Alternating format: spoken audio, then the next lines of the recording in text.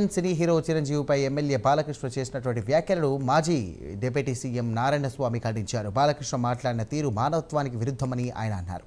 అలాంటి వ్యాఖ్యలను రికార్డుల నుండి తొలగించడం స్పీకర్ బాధ్యత అని చెప్పారు. కానీ స్పీకర్ కూడా వాటిపై స్పందించకుండా నవ్వడం విచారకరమని నారాయణస్వామి విమర్శించారు.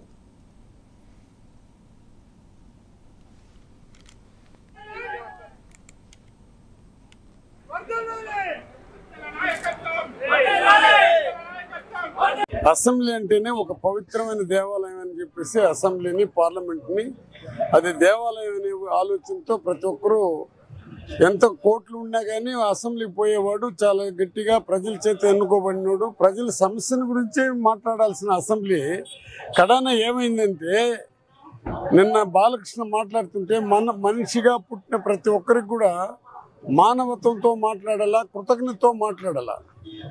నేను బాలకృష్ణని వ్యతిరేకించడం కాదు, కానీ ఆయన ఆ విధంగా మాట్లాడిన దానికి ఎంత తల వంచుకోవాలన్నా అతను తల వంచుకోవాలి. కారణం ఏమంటే రాజశేఖర రెడ్డి గారు ఉండేటప్పుడు వాళ్ళ ఇంట్లో ఏ విధంగా జరిగింది, ఆ కుటుంబ సభ్యులంతా కూడా ఏ విధంగా రాజశేఖర రెడ్డి దగ్గరికి పోయినారు.